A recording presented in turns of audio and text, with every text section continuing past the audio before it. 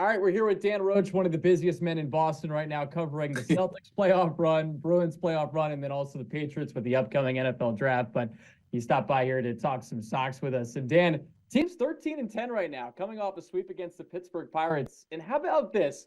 They have a better record right now than the Los Angeles Dodgers, who made all the headlines in the offseason. They have a better record than the reigning World Series champions in the Texas Rangers and the team that won the NL pennant in the D-backs. Well, it's amazing, Joe. We've been busy, but obviously watching and keeping tabs on the Red Sox. So good to see the rotation of Jason Tatum, Linus Olmark, as well as the number 3 pick in the draft, ready to contribute on the minor league system, whether that be Drake May or whomever that may be. But no, it's been fun to watch. Again, we've talked about how the fact that it's very, very early in this season, but what they continue to do is just entertain everybody. And if you didn't come away from the Pittsburgh series impressed with what Alex Cora can do as a manager and get his players to believe and then get the players to perform, hands down, he's one of the best managers in the game simply because of guys like Casas, Devers, O'Neill out, starting pitcher. We talked about it, Giolito, Pivetta out. It's just it just goes on, and they just continue to get the job done. So very early in the season, but just a joy to watch so far through 23 games. Yeah, that lineup on Sunday was a couple degrees away from having you or I in the lineup with just how many injuries that this roster has had, and we'll get into that in a moment. But right now they're 10-3 on the road, and they have this upcoming series against the Guardians, who are the best team in Major League Baseball right now. But they've outscored opponents 68-28. They're still pitching great. They only allowed 4 runs over that 3-game series against Pittsburgh. And we have some guys stepping up now in the offense. Wilyer Abreu had a great weekend in Pittsburgh. And then on top of that, it's great to have Rob Refsnyder back. Yeah, it's just different guys stepping into situations. They don't have, some guys are really struggling. And again, it's a sample size. Remember, I'm kind of an April, May guy. I'll give you 2 months and then we'll figure out where this team is. But just to see a guy like Rob Refsnyder who continues to take advantage of opportunities, right? Every time you just think he's done, he's not, maybe they cut him because they have depth or whatever, he just and mashes against left-handed hitters. A guy like, Wilyer Abreu, I think that's a lot of the core of patience, but also need, right? Because they had to get somebody to play. But, I think he went 2 for 16 on the road trip. Comes off that, and core sticks right with him, and he comes on, and like you said, he's been hot ever since. So those are some of the key things that I think are trying to happen, or Alex is trying to create with this team to keep them going here and keep them afloat. The only thing I fear a little bit, Joe, here with this team is, they're so young, and maybe they put so much pressure on themselves at home to perform. Yeah. And I hope that's not what we're going to see going forward here, because Alex Cora coming out of spring training, as we know, is we have to be better at home. We have to be able to use Fenway to our advantage. And the first sample size, small, but 3 and 7, not good enough. They just seem so much more comfortable and maybe together and laughing and having a good time on the road, as opposed to being tense at home in front of that intense Red Sox crowd. From what I understand, Fenway hasn't been the nicest of places so far to be because of the anger that's carried from the offseason into the regular season. So you hope that next time they come home at Fenway, the atmosphere is a bit better, and that maybe the guys can start to relax and play better at Fenway Park too. Yeah, it's almost as if they're unburdened with the expectations when they're on the road, because especially in this last series, people looked at that lineup after Casas went down and didn't have any expectations for this team, and yet they still ended up beating the Buccos and completing the sweep. But of course, Triston Casas now on the injured list with that left rib cage strain, and that's going to be something that knocks him out for a bit. The good thing for this Red Sox team is they're going to get Raffy Devers back and Tyler O'Neill, 2 big bats in the lineup. But you and I have talked about how excited we are to see this sophomore season for Triston Casas. This really his second full season. But now he's on the shelf, and that's a big bat you have to replace. And it'll be interesting to see how the Red Sox go about trying to replace him, not only in the lineup, but in the field. We saw Pablo Reyes out there. He's an option. You maybe put Bobby Dahl back over there at first base. Rob Refsnyder also got some run there with the Woo Sox before coming back to the Red Sox, working his way back. But it's a big void for this team, and it'll be interesting to see how they try to fill it. Yeah, and you kind of look at what they're trying to do. Pablo Reyes is an interesting guy to me. He's only 24 years old. Yeah, young guy. So he's very young, and I happen to MC a Bo Sox Club luncheon with him, and he was one of the guests, as well as Orlando Cabrera from the shortstop from the 2004 Red Sox team. And it was interesting to watch Cabrera and Reyes interacting. And then to interview Reyes in front of the fans, where he was basically saying, he just wants to come out there, perform every day, do a good job. He seems like a sensitive, not maybe the right word, you know what I mean? But he's just so young, and he has a joy in playing the game. And I hope that he's able to translate that into what we talked about a little bit about just relaxing. Like you said, this group having fun, nothing going on as far as just us together on the road. Translate that into the play, because I think Reyes can be a valuable bat for this team and kind of get them through. The other guy, I don't know how you feel, but maybe it's time to lose the Bobby Dahlbeck experience. And I've been a backer of him. I liked his power and everything else, but he's just continues to look just real tough at the plate.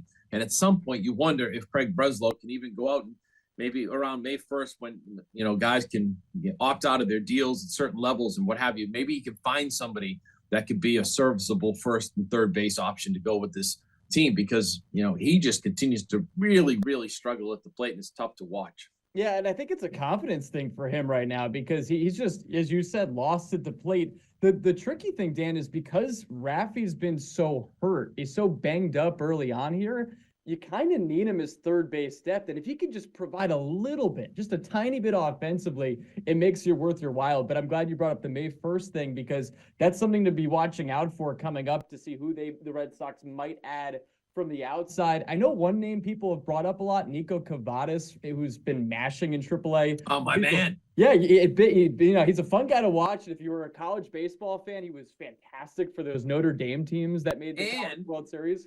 If you're a Cape League fan, the Harwich Mariners, he was crushing balls. I saw him hit a home run that just kept going and going and went from Harwich to Chatham. That's how far the hit was. But yeah, he's an interesting guy to watch. I agree with you. So, but again, I wonder if they'll even bother to call up any of these guys right now. I think they want to just let them take their time and develop down at AA and AAA. So yeah, I think you're spot on with that as far as trying to you got to find one guy, right, who can be a first base, third base, because you moved Dahlbeck to first, and maybe he relaxes a bit more there with Devers coming back. So I don't know. We'll see. It's a tricky spot right now with the roster. The one thing, though, we can count upon, and it's been the case the entire season, Dan, the pitching. We keep harping on it, but they're still first in Major League Baseball as a staff in ERA. First among starters in ERA as well. And you have a guy like Cutter Crawford put together another great outing on the road. It wasn't maybe his most spectacular, but got the job done, gave him 6 innings. And I wanted to prove to you that I'm not just some heartless cyborg, and get into the background here with Cutter Crawford and why he's so fun to watch. I think we forget it a little bit because he's been with us the last couple of years. But here's a guy that was picked in the 16th round in 2017, day 3 pick, and he has found a way through 3 separate regimes. Dombrowski drafted by him, then Chaim Bloom developed through him, and now he's refined himself with this Craig Breslow regime and Andrew Bailey. You don't see a lot of these guys ultimately stick in the rotation at the big league level. Day 3 picks, and Cutter Crawford's been that guy. And it's not a fluke either, because you look at the advanced stuff as well. This is a guy I think that's going to stick as long as he stays healthy. And he's from Dunk City too, as well. Yeah, Florida Gulf Coast University. Yep. Second most famous alum in baseball behind Chris Sale. Yep. When you go down there, it's always fun at Fort Myers to catch a game at Florida Gulf Coast. But yeah, he's a good story, and again, we always look for stories, and I'm glad that the heartlessness is coming out of you. That's really good to see, and that you just feel for these kids and know that they have a heart and they're not just numbers to you. So that's really cool to see you embracing that. So we're going to convert you by the end of the season. You'll be in tears doing this show, just how heartwarmed you are. But yeah, anytime you see someone like that, embrace it and just continue to battle. I think it's good for the game. It's good for the Red Sox, and any more stories you can see, it's tremendous. And he's been one of those great stories with, Crawford coming along. And then Tanner Houck, I'm curious to see how he follows up almost a career night against Ben Lively, who I thought pitched pretty well against them last week. So I think we watch Houck, see how he comes off that complete game. A lot of times nowadays you see a complete game. That next start they struggle because, let's face it, they don't do that too often anymore in the bigs. So I think it's an important step to see how he progresses. And then again, just on down the line, it's TBD for a lot of starters, and they just have guys stepping up. So again, somehow, some way, they're getting it done here early. Yeah, they certainly are. And just one more note on Crawford. This is from the Globe's Alex Cora. The last Red Sox pitcher taken outside of the top 10 rounds to make at least 10 starts in the big leagues, this is not counting a short inning opener in Jalen Beeks, was 2000 draftee Kason Gabbard. So this is just how unprecedented territory we are with Cutter Crawford. Thank you to the great Alex Cora for that nugget from an article last year. All right, I want to get to this before we duck out. Couple of funny moments within the American League East over the last couple days, and I'll have you take your pick between these two. So on Monday, Yankees manager Aaron Boone gets thrown out of the game, despite the fact the umpire had a conversation with him. He stopped talking, but a fan yells behind him, and that was enough for Hunter Wendelstedt to throw him out. And he's saying, I didn't say anything.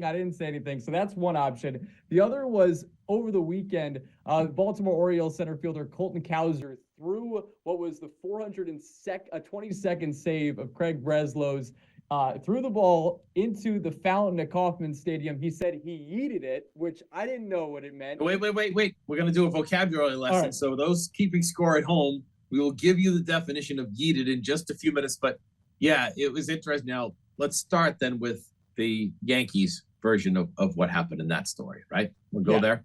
Yeah. So I'll let you have the floor. No, you can go whatever you like on that one. So I'll chime in with my 2 cents. You give your thoughts and I will on mine. Okay. So that one I think was hysterical. I'll go with the Aaron Boone one because of the fact that he just stopped saying anything. And especially because Aaron Boone is one of the most notorious managers in baseball to get thrown out, right? It's something that he's done time and time again. He's had some theatrics to it. Savages in the Box in 2019. And then, when he did that with his arms as well. I thought that was a hysterical moment. I'll take that one over the two. And especially because it's an arch rival on top of that. So it's just fun to see in a game that the A's ended up beating the Yankees. But I think the interesting factor there is Hunter Wendelstedt is throwing him out, right? Yeah. So he hears, and Boone's arguing the check swing, which again, my pet peeve in life is there's no check swing definition in the Major League Baseball handbook,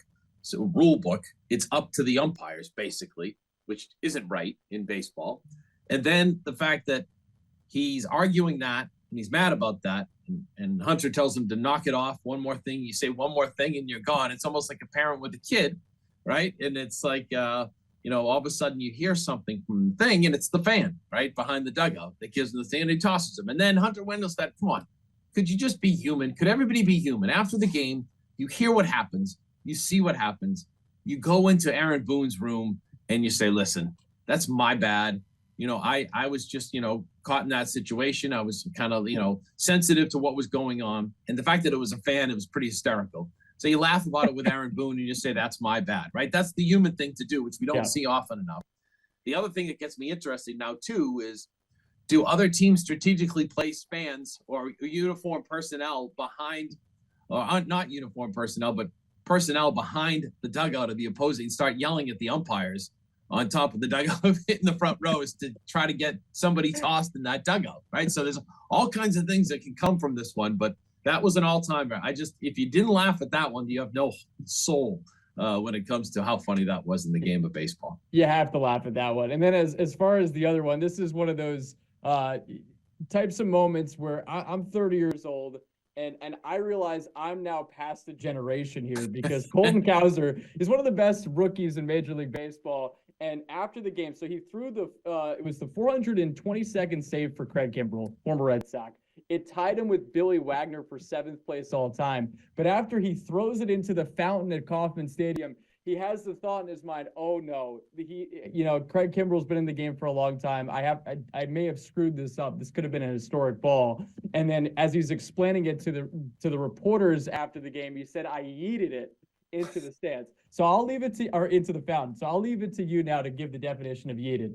No, you have it in front of you. I don't have the definition. All right. So the definition is to throw, especially with force and without regard for the thing being thrown. And I just love the fact that he was so worried about it, Cowser, and the fact that they say like now they can't authenticate it because it was in the fountain. There was one of their old ball, but they're pretty sure that it was Kimbrell's ball. Can you authenticate it? And you know what? Craig Kimbrell, when all is said and done, no disrespect to Billy Wagner, and he should probably be in the Hall of Fame. Moving into the 7th spot in the all-time saves lead isn't kind of what you're looking for. So I'm sure this is fine, but I love the attitude of, and if you look at the conversation, if you look it up on social media, it's all the young players talking about it with a respect for Craig Kimbrell, but also not really knowing what he's done in the game, which is tremendous. And it just kind of shows you kind of what we can wrap it all up here with, is that's how you want the Red Sox to play on the road and at Fenway. The Baltimore Orioles, who continue to just have prospect after prospect emerge on the major league scene, are having a blast. And now those are the kind of conversations that you want to be around. That's the stuff that Alex Cora is in the dugout. You hear that from the players, you just start laughing, right? Yeah. And that's how you want to play the game, right? That's the fun. That's the beauty of the game. Have fun.